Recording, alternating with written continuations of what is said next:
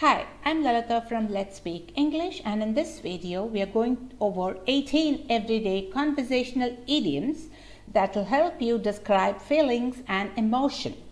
Now these idioms are really useful and I use it all the time to describe emotions like sadness, happiness, fear, disgust, anger and surprise. So that is 6 different emotions for you. And for each emotion, I'm going to give you 3 idioms to talk about it. So let's get started. Do not forget to like and subscribe to my videos. Let's speak English on my channel, Let's Speak English. Moving on. To start with, happy. The feelings of happiness. How do we talk about it? The first one is over the moon. So, over the moon is when you are really pleased about something. You're ecstatic. If you won a trip to Italy, you would be over the moon. Moving on. As happy as Larry. Now, this one is quite an Australian expression actually. And I think you can use it anytime when you're feeling happy, but not as crazy happiness, not ecstatic, but just right there in the middle. So for example, there's a public holiday coming up and I'm going on a small trip. So I'm as happy as Larry. The third one is a happy camper. I had no idea that I'd enjoy my new job so much. I'm a happy camper. Now this is kind of similar to as happy as Larry. A happy camper indicates that you really are content, satisfied, rather than being extremely happy. And interestingly, happy camper sometimes is used in the negative form as well. For example, when the company reshuffled the organization, the team were not happy campers. Now let's talk about some idioms for sadness. And again, sadness can move from the feeling of, being a little down and about your day to downright awful. So we have got to be very careful about how we use these idioms. A heavy heart. With a heavy heart, he spoke at his father's funeral. So have you ever had a feeling like this, where it seems like there's something heavy on your chest, or just your heart is kind of feeling heavy, and that this feeling that comes through in this idiom. It's a terrible feeling to experience and definitely on the more extreme side of sadness. Moving on, down in the dumps. They thought they were buying their dream house, but it got sold to another family because they offered more in the form of payment. Now they are feeling down in the dumps, which means they are sad and really disappointed. Moving on, bummed.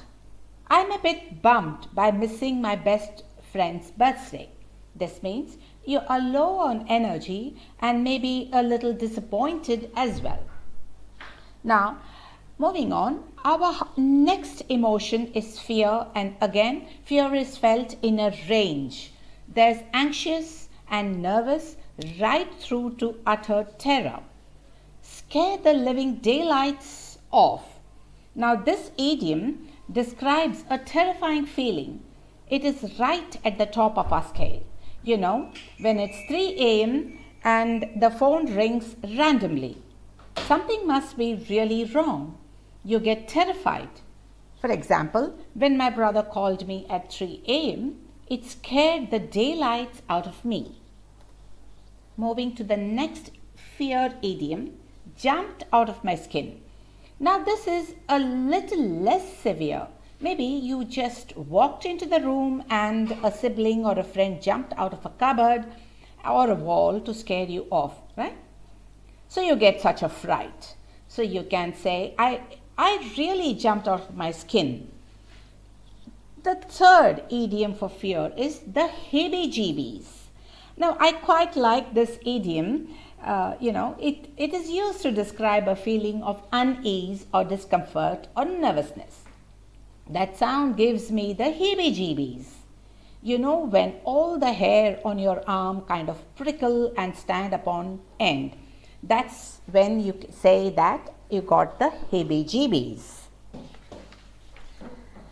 So our next idiom, the next set of idioms are about feeling of disgust, a really strong and a revulsion or a disapproval type of feeling.